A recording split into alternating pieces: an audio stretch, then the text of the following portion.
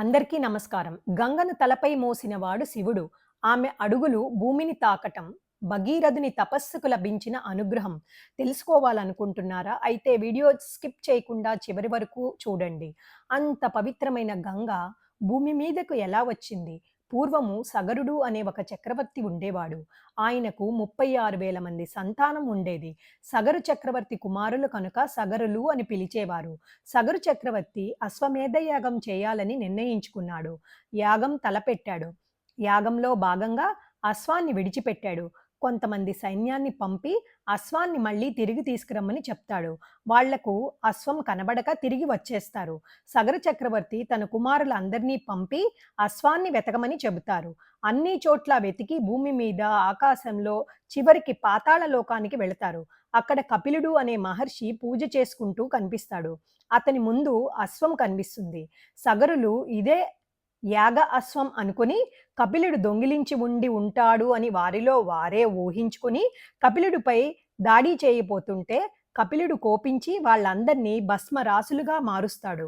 వాళ్ళందరూ బూడిద రాసులుగా అక్కడే పాతాళ లోకంలో ఉండిపోతారు.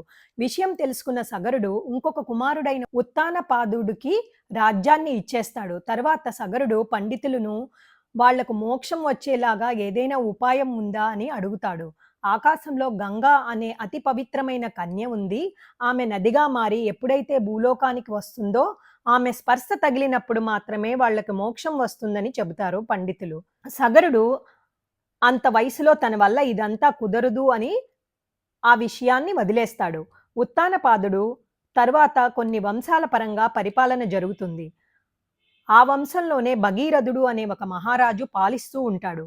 అతడు పండితుల ద్వారా ఈ విషయం అంతా తెలుసుకుంటాడు. మంత్రులకు తాను ప్రయత్నించాలనుకున్న సంగతి చెప్పి పరిపాలన అంతా వాళ్ళకి అప్పగించి హిమాలయాలకి వెళ్ళి 1000 సంవత్సరాలు బ్రహ్మ కోసం తపస్సు చేస్తాడు. బ్రహ్మదేవుడు ప్రత్యక్షమై భగీరథుడిని ఏమి వరం కావాలో కోరుకోమంటాడు.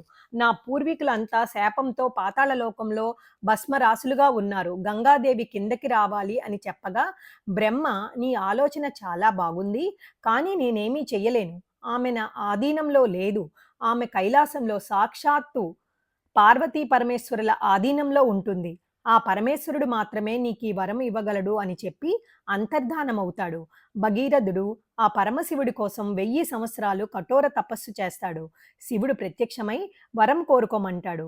నీ దర్శన భాగ్యం వల్ల నా జన్మ ధన్యమైంది స్వామి. సగరుల సంతానానికి మోక్షం కోసం గంగను భూమిపైకి పంపమని అడుగుతాడు. శివుడు నీ కోరిక నిస్వార్థమైనది. గంగను